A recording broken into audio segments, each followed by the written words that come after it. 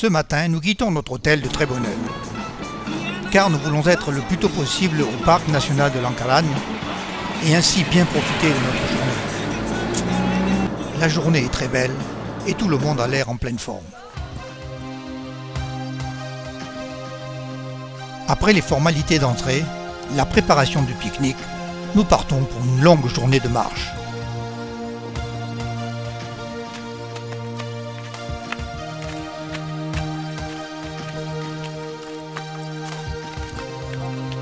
L'étape de ce matin nous conduira dans les Tsing. Nous sommes en ce moment en saison sèche, mais je vous laisse imaginer en saison des pluies quand cette rivière vient s'engouffrer dans cet énorme trou pour devenir rivière souterraine.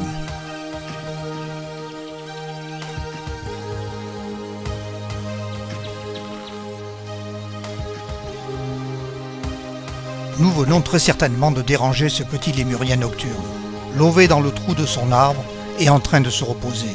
Excuse-nous lémur, nous ne faisons que passer, tu peux te rendormir. Et voilà, nous sommes dans les Tsing de Lankaran, une autre formation de Tsing très différente de celle des Tsing de Bemara, mais tout aussi jolie, quoi. Vraiment un spectacle de la nature, quoi. Je vous invite maintenant à y pénétrer avec nous et d'apprécier ces quelques images.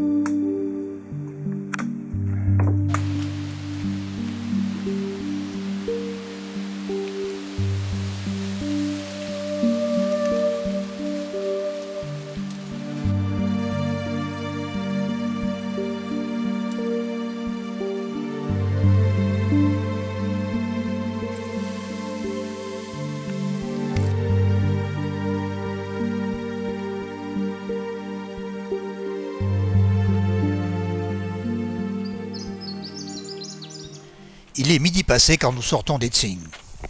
Il fait près de 35 degrés et nous décidons de faire notre pause pique-nique. Le parc est très bien équipé et quelques bungalows bien ombragés sont prévus à cet effet. Avec nous, notre guide et notre chauffeur.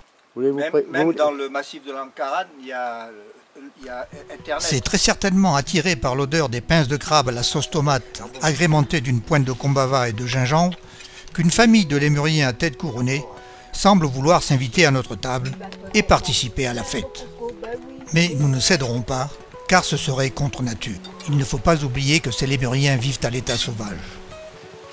Peu farouches et pas rancuniers, ils nous feront participer à un déjeuner-spectacle de toute beauté.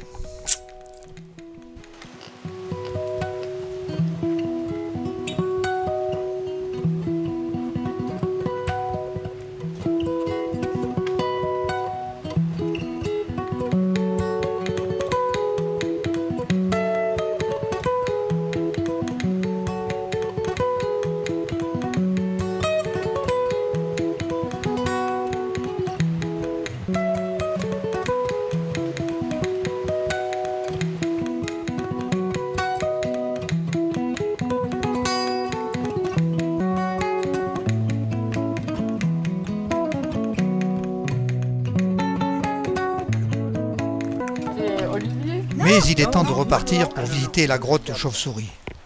La distance est courte, mais le chemin est rude. Surtout les dernières 168 marches qui mènent à la grotte. Les grottes de la chauve-souris, des chauves-souris, Parc national de Lankaran. Comme si vous y étiez.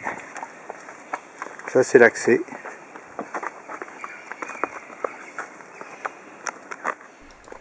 « 168 marches, il va falloir remonter.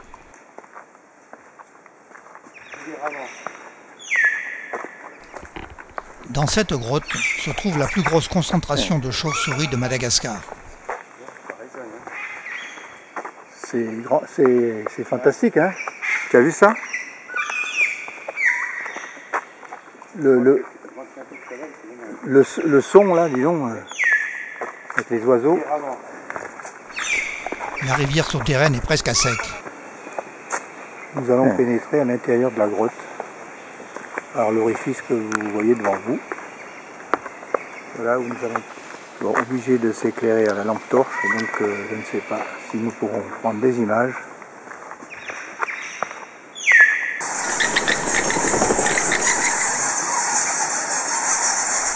Une chance, dans le faisceau lumineux de ma lampe, 3 chauves-souris.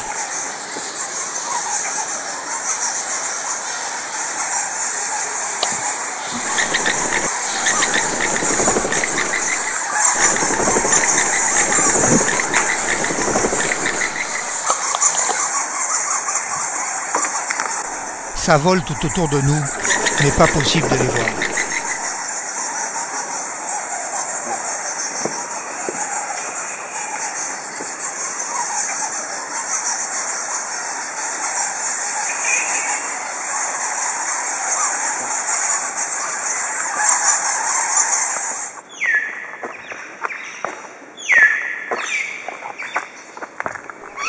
Voilà, il est temps de regagner nos voitures. Il est déjà tard et ici la nuit arrive vite. Encore une journée riche en émotions.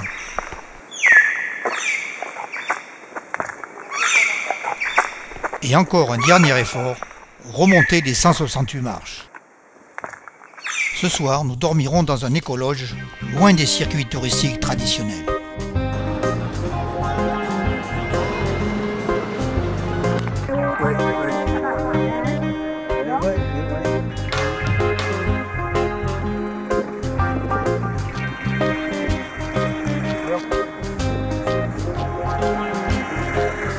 Observez bien ce sympathique chauffeur qui, en voulant nous saluer, en perd sa casquette.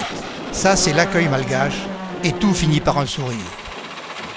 Ce que vous voyez sur cette benne, c'est de la canne à sucre.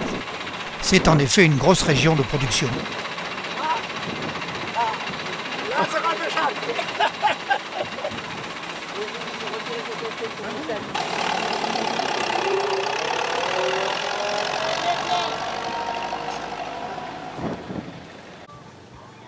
Nous voilà enfin arrivés à notre écologe.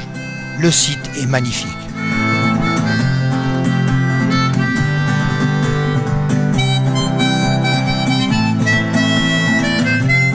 Ici, les bungalows sont construits de façon traditionnelle.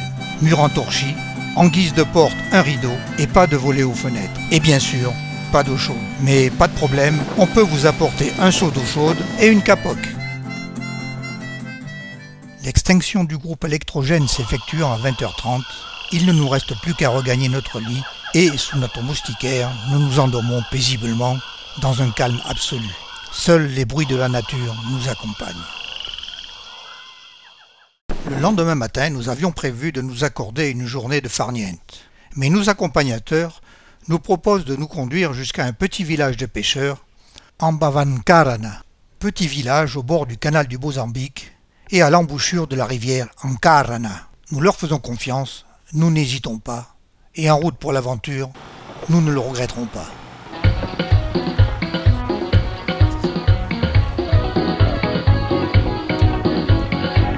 Comme d'habitude, de belles rencontres avec les Malgaches.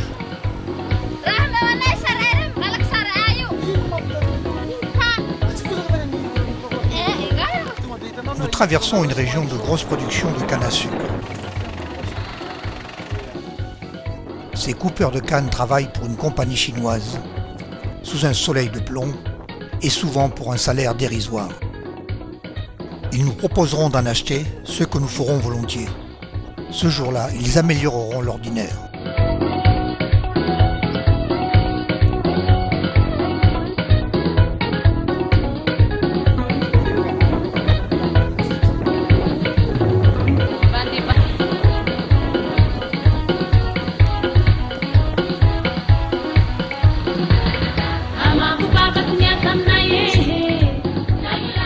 Comme souvent à Madagascar, au bord de la rivière, nous assistons à une belle scène de vie.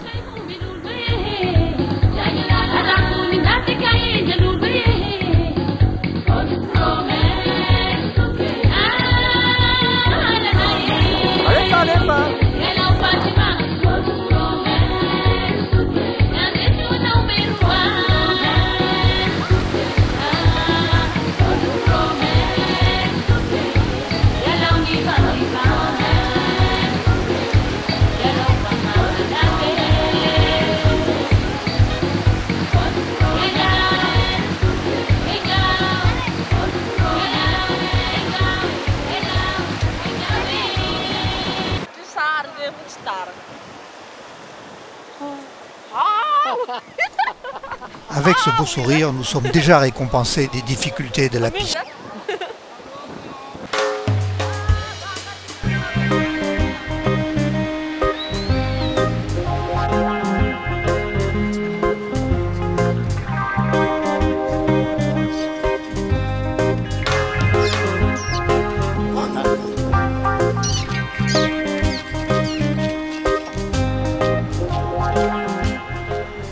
Nous pénétrons maintenant dans le petit village d'Ambavankarana.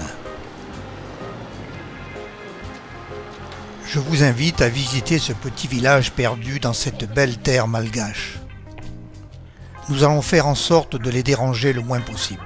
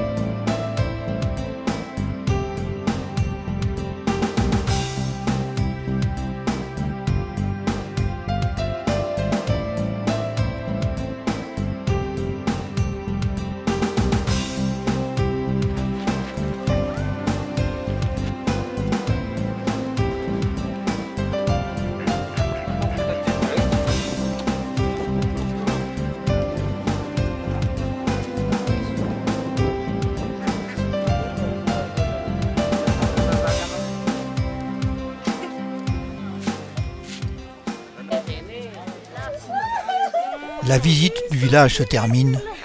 L'accueil a été chaleureux. Nous n'avons rencontré que sourire et gentillesse.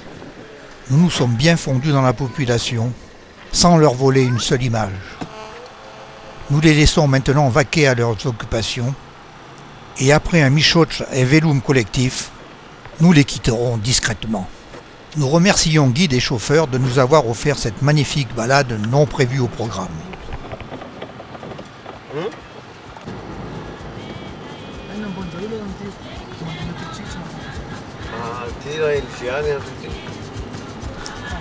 Il est maintenant temps de regagner l'hôtel.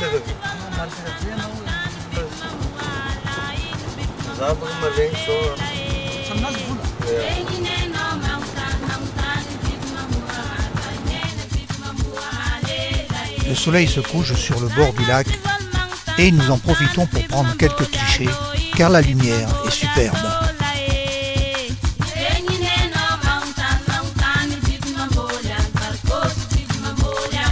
Il y a quelques petites cases à côté de l'hôtel et nous décidons d'aller rendre visite aux occupants.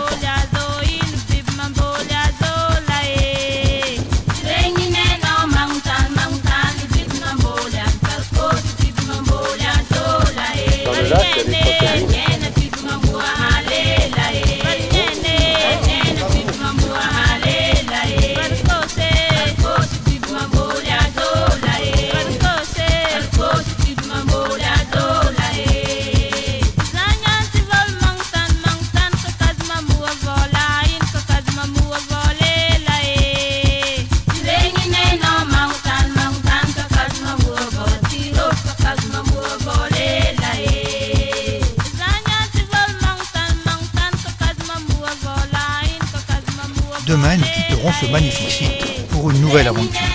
Nous allons enfin prendre cette fameuse piste de l'enfer nommée RN5A qui n'a de national que le nom. Elle nous mènera d'Ambiloubé à Voébar et nous passerons ainsi de la côte ouest à la côte est. 150 km que nous effectuerons en 3 jours.